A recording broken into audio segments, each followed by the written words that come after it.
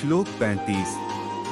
भयाद्रणादु परतम मन्स्यन्ते त्वां महार्था है, येषां च त्वं बहुमतो भूत्वा यास्यसि लाघवम्। अर्थ, और जिनकी दृष्टि में तू पहले बहुत सम्मानित होकर अब लघुता को प्राप्त होगा, वे महारथी लोग तुझे भय के कारण युद्ध से हटा हुआ मानेंगे। व्याख्या। इस श्लोक में भगवान श्री कृष्ण अर्जुन को उनके कर्तव्यों की याद दिला रहे हैं। अर्जुन एक योद्धा हैं और उनका धर्म है कि वे धर्म की रक्षा के लिए युद्ध करें। यदि वे युद्ध से भागते हैं तो लोग उन्हें कायर समझेंगे। वे सोचेंगे कि अर्जुन भय के कारण रणभूमि से पलायन कर गए हैं। इस प्रकार अर्जुन की प्रतिष्ठा को नुकसान होगा और जो लोग पहले उन्हें महान योद्धा मानते थे, वे अब उन्हें तुच्छ समझेंगे। इसलिए भगवान कृष्ण अर्जुन को प्रेरित कर रहे हैं कि वे अपने धर्म का पालन करें और युद्ध में भाग लें, न कि युद्ध से पीछे हटें। यह श्लोक न केवल अर्जुन के लिए बल्कि सभी के लिए एक महत्वपूर्ण संदेश है कि अपने कर्तव्यों और धर्म का पालन करना अत्यंत आवश्यक है, चाहे परिस्थिति कैसी भी हो। समाज में हमारी प्रतिष्ठा हमारे कर्तव्यों और कर्मों पर निर्भर करती है। श्लोक 36। अवाच्यवादांश्च बहून् वदिष्यन्ति तवाहिता है, निंदन्तस्तव सामर्थ्यं ततो दुःखतरन्नु किम्। अर्थ, तेरे वैरी लोग तेरे सामर्थ्य की निंदा करते हुए तुझे बहुत से न कहने योग्य वचन भी कहेंगे, उससे अधिक दुख और क्या होगा। व्याख्या। इस श्लोक में भगवान श्री कृष्ण अर्जुन को समझा रहे हैं कि युद्ध से पीछे हटने के निर्णय का परिणाम क्या हो सकता है। श्री कृष्ण अर्जुन से कहते हैं कि अगर तुम युद्ध के मैदान से भाग जाते हो तो जो लोग तुम्हारे विरोधी हैं, वे तुम्हारे बारे में अनुचित और अपमानजनक बातें करेंगे। वे तुम्हारे साहस और शक्ति का अपमान करेंगे। इससे अर्जुन की प्रतिष्ठा को बड़ा आघात लगेगा और इससे अर्जुन के लिए अत्यधिक दुख होगा। यहाँ पर भगवान यह संदेश दे रहे हैं कि व्यक्तिगत सम्मान और आत्मसम्मान का ह्रास मनुष्य के लिए बहुत बड़ा दुख है। विशेषकर एक योद्धा के लिए जो समाज में अपने साहस और पराक्रम के लिए जाना जाता है, उसके लिए अपमान सबसे बड़ी पीड़ा है। अतः अर्जुन को अपने कर्तव्य का पालन करना चाहिए और युद्ध से पीछे नहीं हटना चाहिए, क्योंकि यह न केवल उसकी प्रतिष्ठा बल्कि धर्म और सत्य की रक्षा के लिए भी आवश्यक है। श्लोक 37। हतो वा प्राप्स्यसि स्वर्गं जित्वा वा भोक्ष्यसे मही, तस्मादुत्तिष्ठ कौन्तेय युद्धाय कृत निश्चयः। अर्थ, या तो तू युद्ध में मारा जाकर स्वर्ग को प्राप्त होगा अथवा संग्राम में जीतकर पृथ्वी का राज्य भोगेगा। इस कारण हे अर्जुन, तू युद्ध के लिए निश्चय करके खड़ा हो जा। व्याख्या। इस श्लोक में श्री कृष्ण अर्जुन को यह बता रहे हैं कि किसी भी स्थिति में उसका कल्याण ही होगा। यदि वह युद्ध करते हुए मारा जाता है तो उसे स्वर्ग की प्राप्ति होगी, जो कि एक महान योद्धा के लिए सम्मान की बात है। दूसरी ओर यदि वह युद्ध में विजयी होता है तो उसे धरती पर राज्य और ऐश्वर्य का सुख प्राप्त होगा। इसलिए उसे अपने कर्तव्य धर्म का पालन करते हुए किसी भी प्रकार के संशय या भय को त्याग कर युद्ध के लिए दृढ़ निश्चय के साथ खड़ा होना चाहिए। श्री कृष्ण यहाँ अर्जुन को कर्तव्य के महत्व और धर्म के पालन के लिए प्रेरित कर रहे हैं, जिससे न केवल व्यक्तिगत उन्नति होती है बल्कि समग्र समाज और धर्म की रक्षा भी होती है। श्लोक 38। सुख दुःखे समे कृत्वा लाभालाभौ जया जय, ततो युद्धाय युज्यस्व नैवं पापं वाप्स्यसि। अर्थ, जय पराजय, लाभ हानि और सुख दुख को समान समझकर उसके बाद युद्ध के लिए तैयार हो जा। इस प्रकार युद्ध करने से तू पाप को नहीं प्राप्त होगा। व्याख्या। इस श्लोक में भगवान श्री कृष्ण अर्जुन को जीवन की महत्वपूर्ण शिक्षा देते हैं। यहाँ पर सुख और दुख, लाभ और हानि, जीत और हार को समान दृष्टि से देखने की बात कही गई है। जीवन में इन सभी परिस्थितियों का सामना करना पड़ता है, और ये सभी स्वाभाविक रूप से आते जाते रहते हैं। मुख्य बिंदु, समानता की दृष्टि।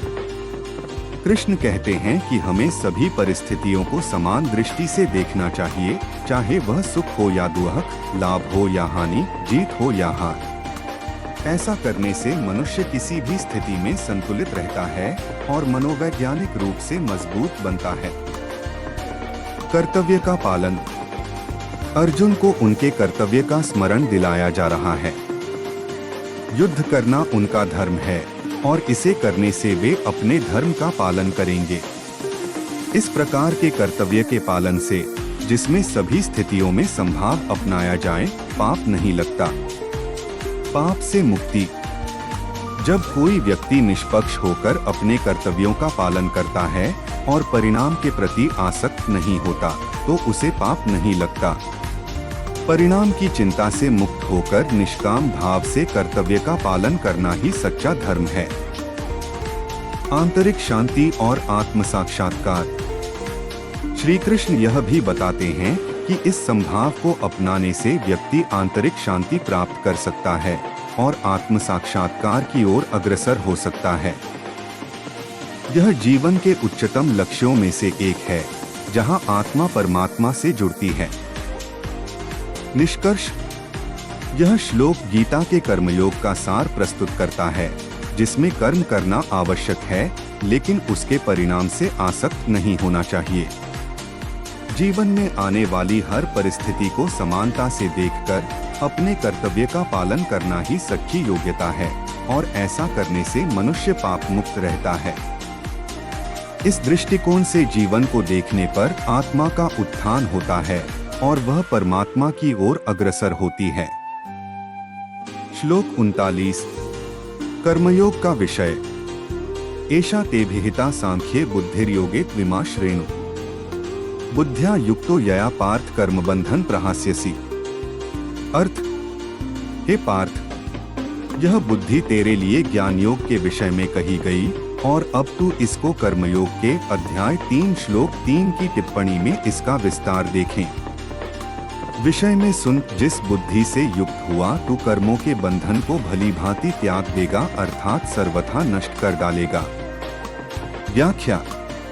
इस श्लोक में भगवान श्री कृष्ण अर्जुन को सांख्य और योग के सिद्धांतों को समझाते हुए कहते हैं कि वे अपने ज्ञान को सुने और समझें। एषा ते विहिता सांख्ये, यहाँ भगवान कृष्ण अर्जुन से कह रहे हैं कि यह जो ज्ञान मैं तुम्हें बता रहा हूँ, वह सांख्य योग, ज्ञान योग के माध्यम से दिया गया है। सांख्य का तात्पर्य है ज्ञान या तत्वज्ञान से है, जो कि वेदांत या दर्शन शास्त्र की विद्या है। बुद्धिर्योगे त्विमा श्रेणु। अब भगवान कृष्ण अर्जुन से कह रहे हैं कि वे योग के माध्यम से प्राप्त बुद्धि की बात सुने। योग का तात्पर्य है कर्मयोग या क्रियात्मक योग, जिसमें आत्मा की स्थिति को समझने और कार्यों का सही निष्पादन करने का ज्ञान शामिल है। बुद्ध्या युक्तो यया पार्थ, जो बुद्धि इस ज्ञान से प्राप्त होती है, वह बुद्धिमत्ता या विवेक के साथ युक्त होती है। पार्थ अर्जुन को संबोधित करते हुए भगवान कृष्ण स्पष्ट करते हैं कि इस बुद्धि से सुसज्जित होकर अर्जुन कर्मबंधन को पार कर सकते हैं। कर्मबंधन प्रहास्यसि, इस ज्ञान और बुद्धि के माध्यम से अर्जुन कर्मों के बंधनों को पार कर सकते हैं। कर्मबंधन से तात्पर्य है कर्मों की वे अनिवार्यता या सीमाएं जो हमें मोक्ष की ओर नहीं ले जाती। इस बुद्धि से अर्जुन इन बंधनों को दूर कर सकते हैं और स्वतंत्रता प्राप्त कर सकते हैं। संक्षेप में, इस श्लोक में भगवान श्री कृष्ण अर्जुन को ज्ञान और योग के माध्यम से सही मार्गदर्शन देने का वचन देते हैं, जिससे अर्जुन कर्मों के बंधनों से मुक्त हो सकेंगे और आत्मा की वास्तविकता को समझ पाएंगे। श्लोक 40। यनेहाभिक्रम नाशोस्ति प्रत्यवातो न विद्यते, स्वल्पमप्यस्य धर्मस्य त्रायते महतो भया। अर्थ, इस कर्मयोग में आरंभ का अर्थात बीज का नाश नहीं है और उल्टा फल रूप दोष भी नहीं है, बल्कि इस कर्मयोग रूप धर्म का थोड़ा सा भी साधन जन्म मृत्यु रूप महान भय से रक्षा कर लेता है। व्याख्या। इस श्लोक में भगवान श्री कृष्ण आत्मा की अमरता और धर्म के पालन के महत्व को समझा रहे हैं। नेहाभिक्रम नाशोस्ति, यहाँ नेह का तात्पर्य है यहाँ या इस जीवन में। अभिक्रम का अर्थ है प्रयास या कर्म। नाशोस्ति का अर्थ है कि कोई हानि नहीं होती। इस प्रकार इस भाग में भगवान कह रहे हैं कि इस जीवन में धर्म के पालन के प्रयास की कोई हानि नहीं होती। प्रत्यवायो न विद्यते, प्रत्यवाय का मतलब होता है दंड या नकारात्मक परिणाम। यहाँ भगवान श्री कृष्ण यह बता रहे हैं कि धर्म के पालन में जो भी प्रयास किया जाता है उसका कोई भी दुष्परिणाम नहीं होता। स्वल्पम्पि अस्य धर्मस्य त्रायते महतो भयात्, स्वल्पम्पि का अर्थ है थोड़ा भी। अस्य धर्मस्य का अर्थ है इस धर्म का, और त्रायते का मतलब है रक्षा करता है या सुरक्षित करता है। महतो भयात् का अर्थ है बड़े भय या संकट से। इस प्रकार इस श्लोक का सार है कि धर्म के पालन का प्रत्येक छोटा सा प्रयास भी व्यक्ति को बड़े संकट और भय से बचा सकता है। उपसंहार। इस श्लोक में भगवान श्री कृष्ण यह स्पष्ट कर रहे हैं कि धर्म के पालन में जो भी प्रयास किया जाता है, चाहे वह कितना भी छोटा क्यों न हो, वह कभी भी निष्फल नहीं जाता। इसके परिणामस्वरूप व्यक्ति बड़े संकट और भय से सुरक्षित रहता है। धर्म का पालन हमेशा लाभकारी होता है और इसमें कभी भी किसी प्रकार की हानि या दंड नहीं होता।